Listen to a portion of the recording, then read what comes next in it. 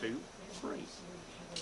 Ladies and gentlemen, I'd like to welcome you to Russkiy Mir, to another evening of our literary salon. And tonight we are honoured to have David Parry here, going to do some readings and talk about his book, Grammar of Witchcraft. He's a very unique person, quite accomplished writer, organises performances, director, plays, currently involved very much with Azerbaijan and booked to go to the Eurovision Song Contest this year, not in the capacity of a singer, but as an honoured guest. Oh. So, An without honoured more guest ado, fighting a coffee machine. without more ado, over to you, David. Thank you, Andrew. As I say, all this is very last minute because it was meant to be somebody else, so my apologies for a lack of organisation and the fact I'm incredibly tired. I need to say a couple of things I think about this book before I begin. This came out a number of years ago. It's my second book. It came out in '09. It's prose poetry. It was actually written by my alter ego Caliban. He is a very angry person, okay? I am not particularly an angry person, I hope not. This book traces what I felt was an incomplete story. Shakespeare talks about Caliban in his last play, The Tempest. Caliban is a short magical monster, the son of a witch, hence the Grammar of Witchcraft. That's why.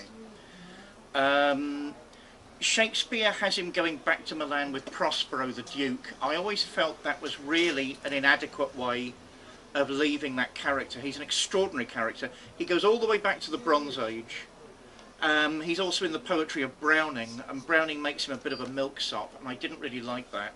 So I thought, let's ask ourselves what happened to Caliban next. What sort of things would he do? I hope I resolved that in 2 books, and that's the last. I'm saying goodbye to Caliban. It's like a bereavement. Goodbye, Caliban. Oh my God. Because I think that's as far as the project goes, but it was quite tough saying goodbye to him. I'm going to change the rules of the literary salon by reading from the back. At the back of this book is a selective glossary. I wanted to use a few words in their original sense and in their sort of magical, imaginative sense. I thought that was important. Let's take the word grimoire. A grimoire, for those of you into the imaginative arts, into black magic and so on, will understand that as a spell book, a book of incantations where wizards and witches call upon evil entities. It's actually only the French word for grammar, of course. That's all it means. And I thought, let's play around with that a little. So I've used one of the original meanings of the word grimoire here for the book.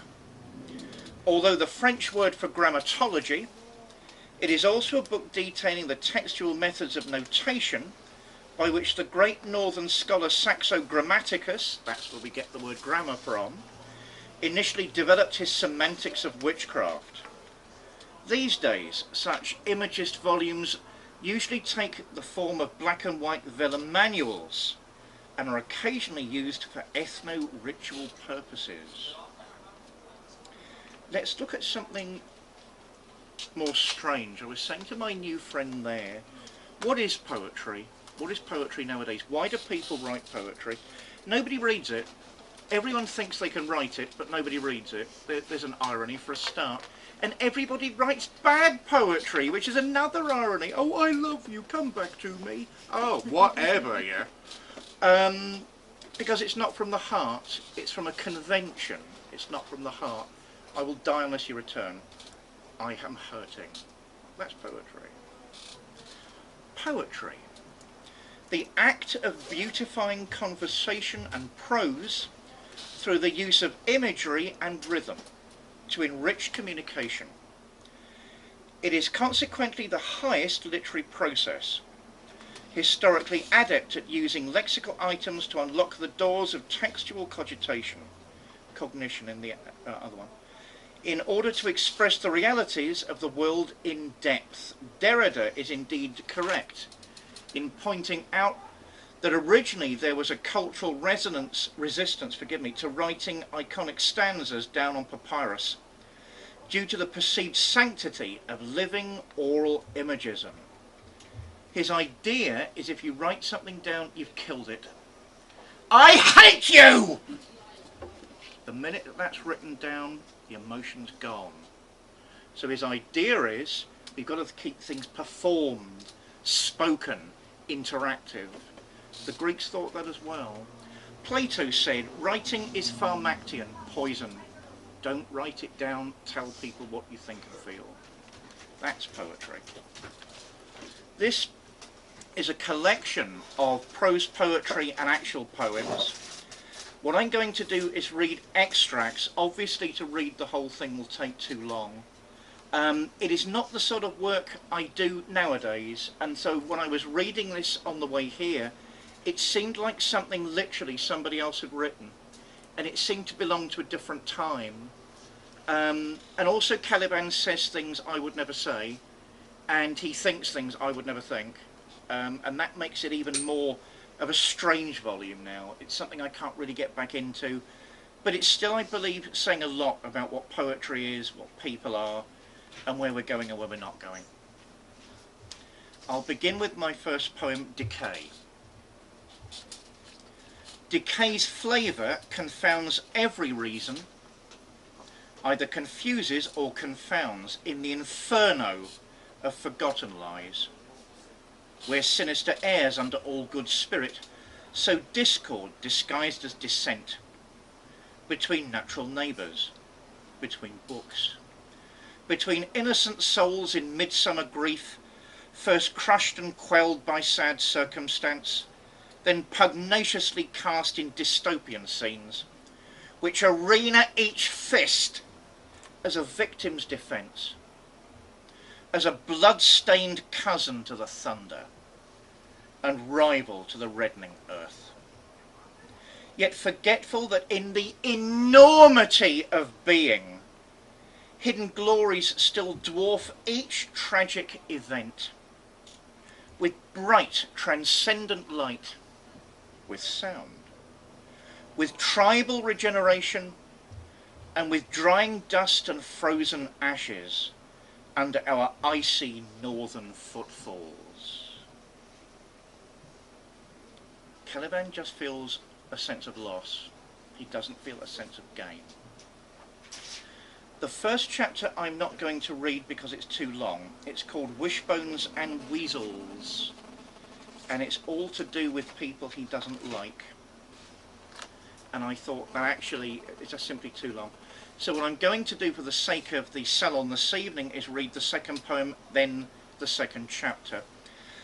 This was Caliban thinking about Byron.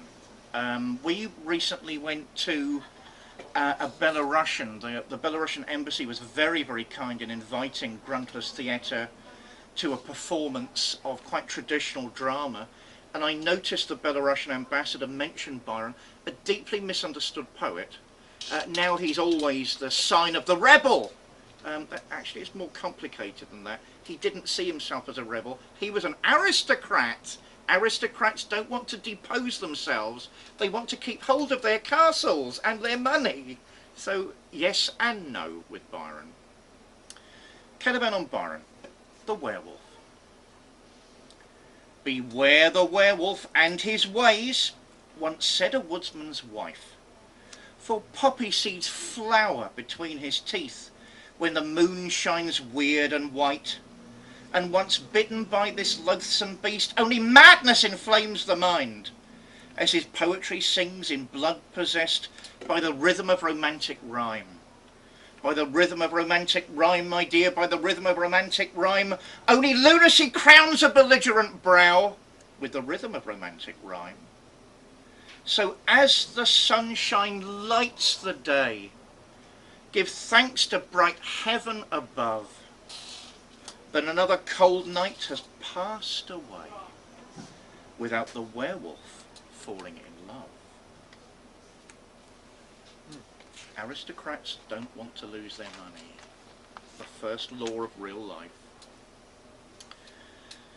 Caliban is tired of being angry. Caliban believes there's more to his life than being angry. Have you noticed how angry London is nowadays? I saw this morning, I'm invigilating at the university every morning at the moment. Why can't students stop cheating? They're grown adults. Stop it, you're embarrassing yourself and indeed us, right? But that's another story. Why do they get angry when they're caught cheating? That's not the sort of anger that worries me. A pregnant woman being pushed off the tube, that worries me. Is this what we've all come to? Caliban didn't see that, I only saw it this morning. But he was aware that there's more to life than being angry. Okay. This is called a dialogue between crows. Now let me contextualise this a little. He's been invited to a lesbian wedding in Liverpool. Years ago I was invited to a lesbian wedding in Liverpool.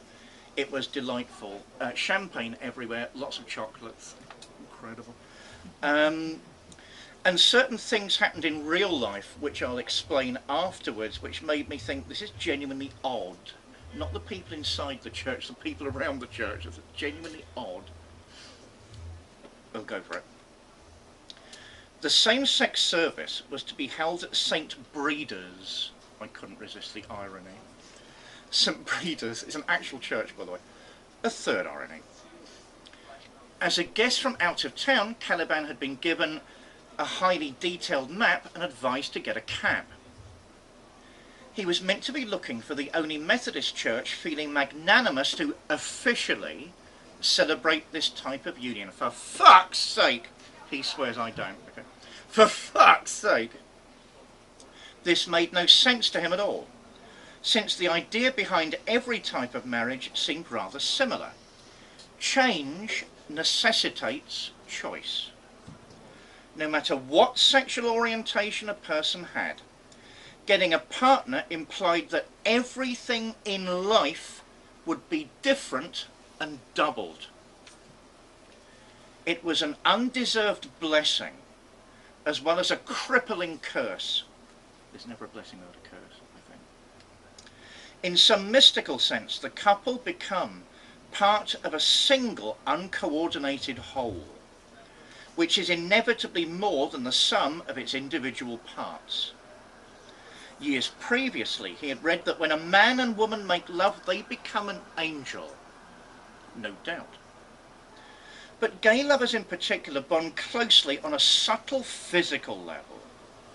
From experience, Caliban knew when two tough male bodies held each other down, they formed a clenched demigod. A man greater than Hercules could ever be on his own. As men, they locked themselves into a four-armed, four-legged miracle of flesh. Three girls, therefore, actively evolve into a 12-limbed love goddess. His cabbie had never heard of the church, or at least said he hadn't. So Caliban kept reading the map despite his directional sense always being crap under pressure. Anxiously, he looked out of a dirty window, admiring the unexpectedly leafy suburbs, as well as the opulent colours of the brickwork. I think we turn left at the next crossroads. I can't do a Liverpudlian accent, so do forgive me, I'm not even going to try. What's that you said, mate? Left at the crossroads, then up the hill. Sorted! The clock is ticking away, tick, tick, tick. The cabbie inadvertently twitched his ferret nose, wiping away a rivulet of drool with long, sticky fingers. I think that's a very Welsh view of Liverpudlians, but there we are. Cool. Caliban hated saying cool, along with the entire kitsch vocabulary surrounding emphatic expletives. An old crow with obsidian eyes suddenly flew across the road and hid somewhere above a parked Ford Fiesta. Just out of sight, feathers then frantically flapped with all the semblance and the seeming of an omen. Turning a corner, the cab drove closely towards the sound. Caliban saw a younger bird standing above the prostrate body of its older rival, plucking at the former's defeated plumage. An extremely bad esoteric correspondence. Every witch knows that there are clearly times when signs and portents bubble up from the very depths of existence. During the Glorious Revolution, we did actually have a revolution in this country, I'm going to write about it at some point. During the Glorious Revolution, we were painfully aware that some auguries could testify against us.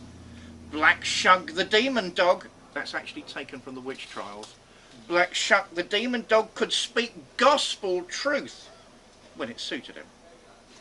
Although consensus held Norfolk cats of every colour would hold their tongues.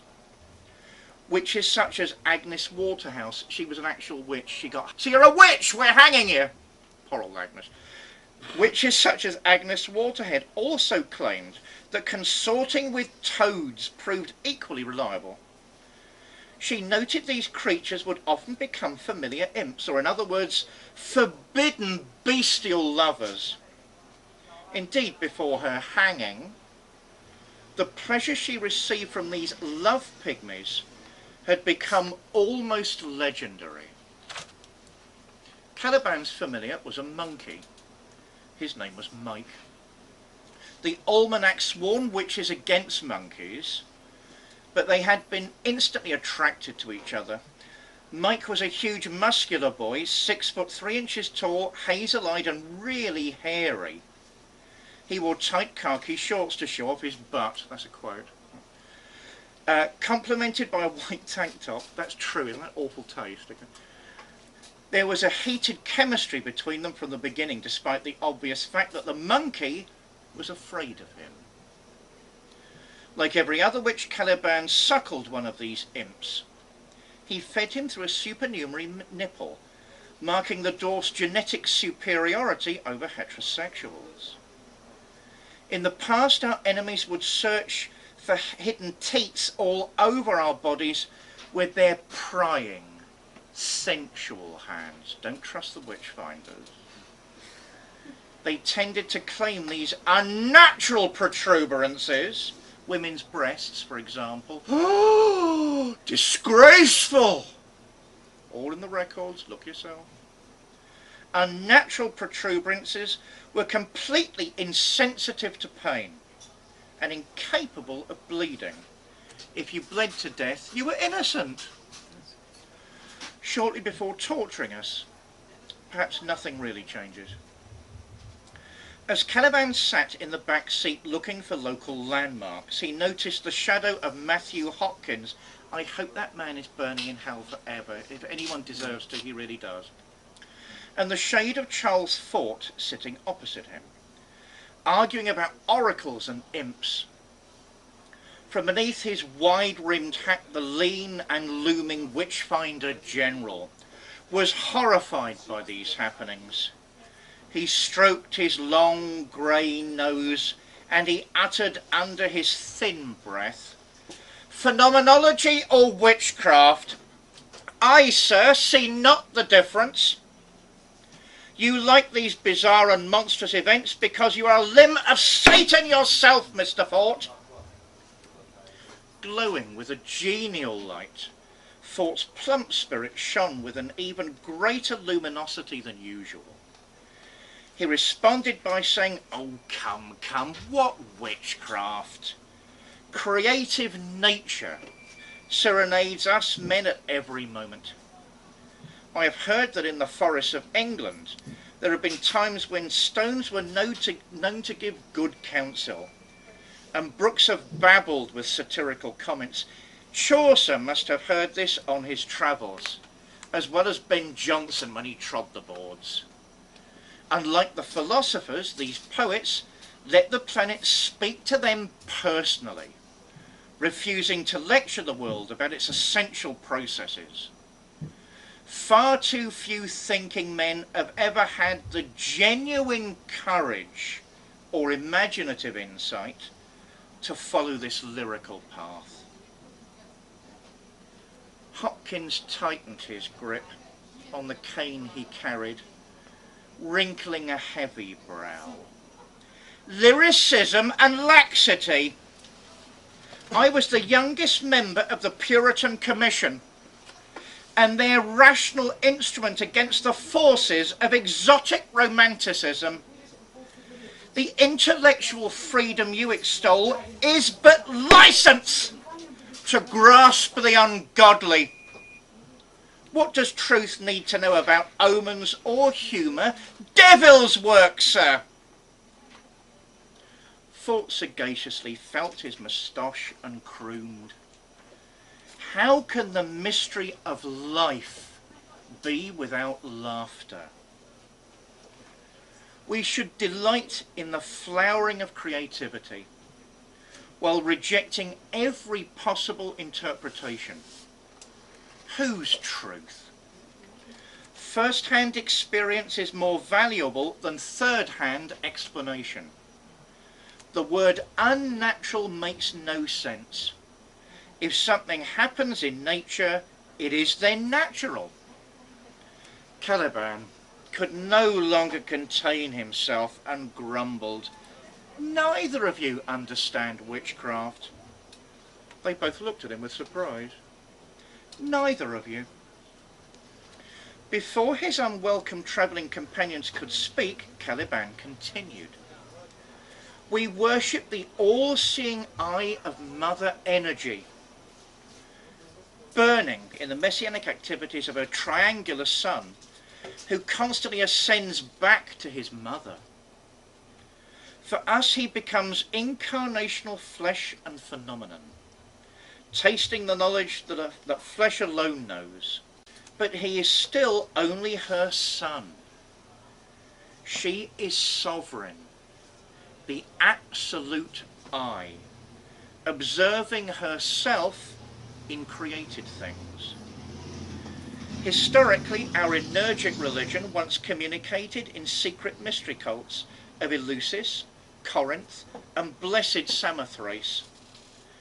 When these centres of learning were suppressed, our wisdom was taught in the poetic colleges of Iceland and Denmark. "Can't hear you, mate." The cabbie looked confused. "What?" "I couldn't make out your novel directions. Don't ice my grill, big belly man. I needs my props." "Oh, sorry. Just talking to myself. Keep going." "Sorted." Both the witchfinder and the phrenologist disappeared in a thunderclap with an air of indignation. "Bloody hell, strange weather. Sounds like Jack Frost versus the Naked Chef. Oh yeah. Hope Chef Bit slapped his snowman and stuck the carrot up his fucking ass. Good job you got this cab." Caliban didn't say anything. He felt quiet and thoughtful, remembering that during the persecution we told the likes of Hopkins that our craft offered a magical perspective we would defend with our lives, because it burned with the immediacy of her being. Yet as a peculiar gnosis, our understanding all but flickered out in the public domain at the end of the 17th century. We were tired of the turbulence, turning instead to indirect communication and Hollywood. Wait till you see what I'm writing about at the moment. On balance, however, Fort was closer to our faith than he guessed, since nature's soul sent tokens to its lovers in weird, wonderful ways. Caliban recalled as a child seeing spectral balls of light in the night sky. They were crystal white in colour and seemed to be following him like expectant eyes overseeing his journey. One Lammastide he shortly challenged one of these spheres to prove it was objective. Within moments he was answered as this globe streaked ahead of him, leaving a brilliant trail behind it. A courting couple, kissing in nearby trees, shrieked with surprise as the vision splendid vanished. Caliban nowadays simply felt excited and frustrated. Her ways were indeed hard to fathom. "Here is our whack." The cab stopped at the entrance to an impoverished grey stone building. "I've only got a tenner." "Sorted, me old mate." "Thanks." Caliban wondered how many more times that guy would say sorted in the next couple of hours. He got out and walked up to the church. Let's see how we're doing for time. Okay. I will read a few more poems in the last chapter because these things are only meant to go on for 40 minutes roughly. As I say, the idea in this particular book is, why do we write poetry and what are we trying to say? What did poetry do originally? It made actors on a stage say things with beauty. It's not the sort of language you use in everyday life. Through the course of the centuries, it became winged and it started flying to the stars until all these images were evolved and people understood them like a language. Nowadays, the Arts Council of London thinks poetry has to come from one-armed Jamaican lesbians, and if it's, yes, that's on camera, and if it's not that, then it's not poetry. They have a point, but it's not everything. Poetry is when the heart speaks honestly. Poetry is when the tongue wants to say a great truth which cannot be said in any other way. Most of these truths are dark truths because it's Caliban. Let me read this one. Only dark stars shine with love's real light in modern Anglo-Saxon times. Only misfit minds descend to true insight beneath green sepulchral vines. For the hellish depths in a human heart hold wonders more numerous than heaven's immense, or Asgard's sacred glory, or cold nirvanic bliss. Or such a soul as John Barleycorn, who is a serial being in nature's fertile design, never knew the purgation of partial harvesting, or the need to behave like Jesus, to become welcomed as the British Christ, himself crowned with once holy brambles above crushed but still sacrificial brows, that bleed their now poisonous loams upon enigmatic fields reduced to a factory floor. I'll go to the last section, the postscript. This is called a postscript of Valentine's because Caliban becomes a pagan saint at the end of the book. If there was more time, I'd explain what that meant, but maybe we can go through that during the question section. From the pen of Saint Caliban, both grace and mercy. Rainbow radiance has entered my head, revealing the goddess within me. Cum luce salutem. I have seen Our Lady Psyche, and found she wears innumerable masks. She is many, and she is one. Perhaps this is the very reason why I no longer believe that these strikingly different manifestations are of little or no consequence to Englishmen, since to us she is a stara, or the subjective side of matter. Each Easter we remember her miracle as new life comes out of death, and certainly without this sense of imminent orientation, only the deepest of cultural confusions can result. Therefore let me nail my ideological colours to the cathedral door from the beginning. I have travelled through the woods from being a mere pagan proselyte to become a heathen priest. In this vocational capacity, I recognise aspects of our goddess everywhere, perhaps particularly in my own people. And when I notice them in another poet, he or she becomes my own true Valentine. These Valentine verses are consequently written with the deepest reverence as literary keepsakes to my brothers and sisters in Gnosis, or in other words, as a nod to their potent spiritual influences upon my work. Certainly from the beginning of my journey, our heathen religious imagination reminded me that every flowering bud is a dew-drenched totem of desire and attraction, which is precisely why, along with the sages of old, I embrace everything that is sexually beautiful, albeit on the understanding that complex literary, religious and moral issues cannot or should not be avoided in society's name.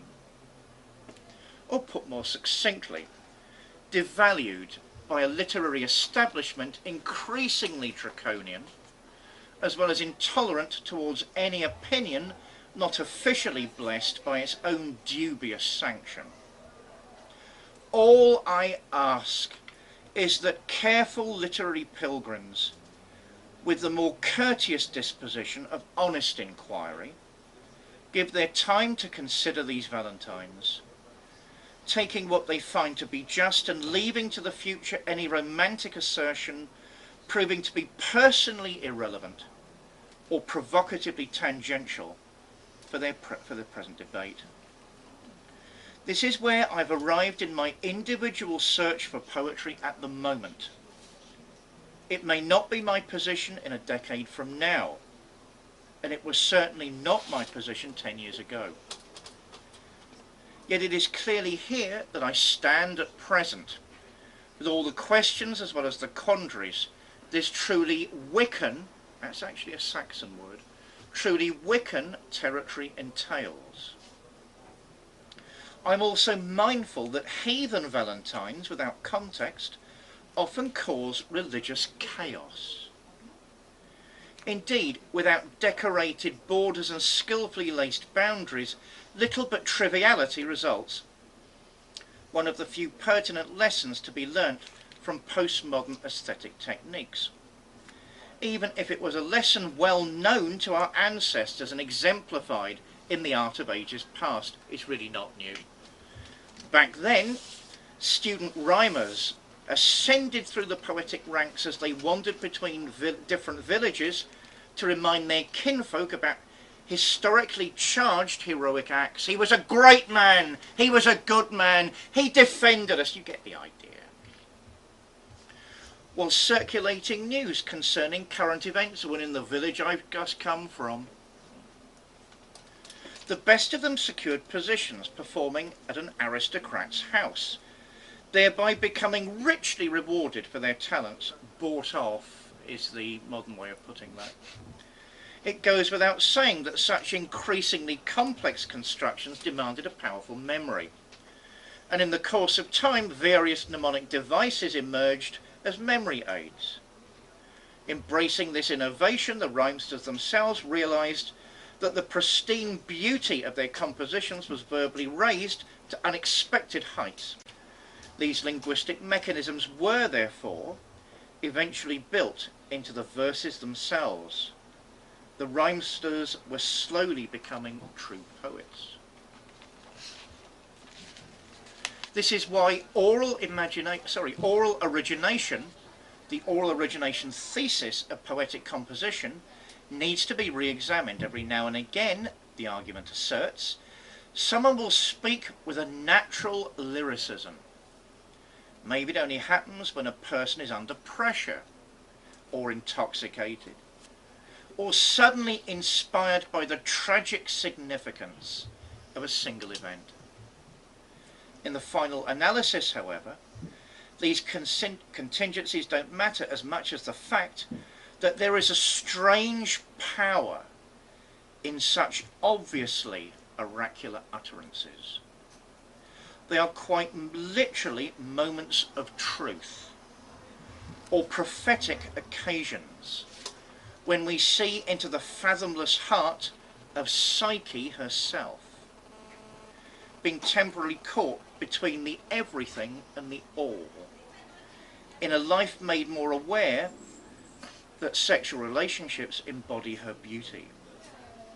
Although impaling such moments as these into spoken texts became the curse as well as the blessing of the rhymers. Moreover, we are still surrounded by analogous instances of fetal wordplay on a daily basis, which either give us an insight into an individual's character. Have you noticed people are constantly joking with each other in offices? It says so much about who they are and what they are, much more than their position in the office. You can work out what a man is like. There was a sitcom a couple of years back called The Office. incredibly clever, brutal. The writer was a genius, quite obviously, because you could work out the sheer numbing stupidity of the situation they were all in, and because of that they revealed their true colours. Very, very clever.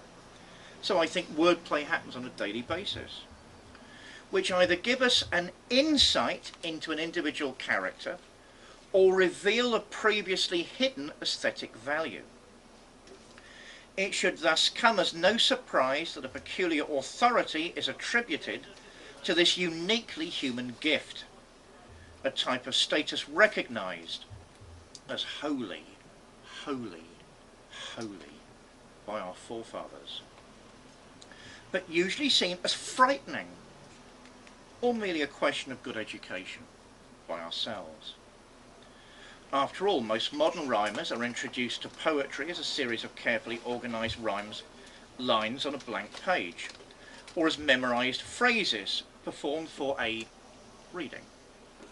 As such, contemporary rhymers are largely unaware that these magical moments transfigured the world of our ancestors, allowing them to find their rightful place in the ageless spirit circle as conquerors, farmers, or composers.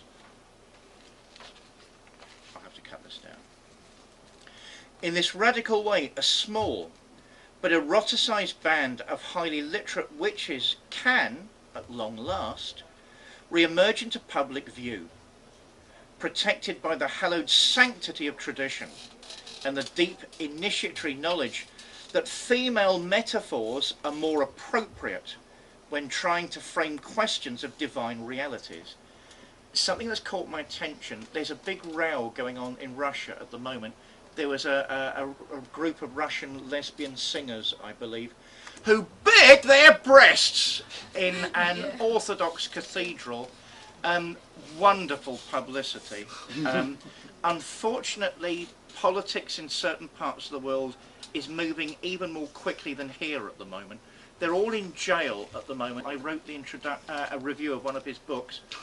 Now wants them all tried for murder.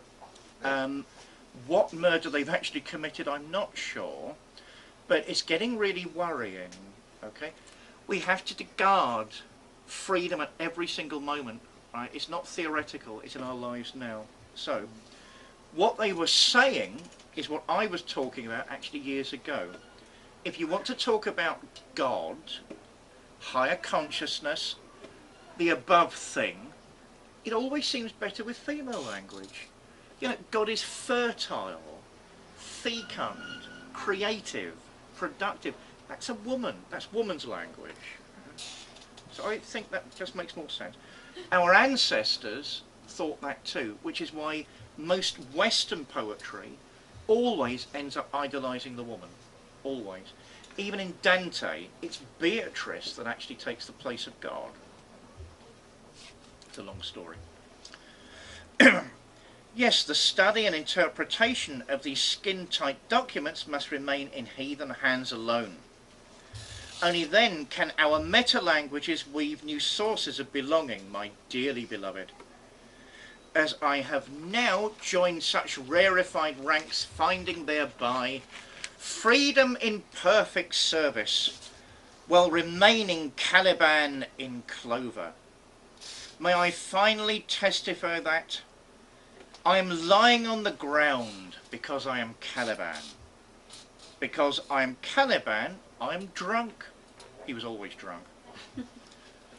Drunk with the wine of a hidden godhead.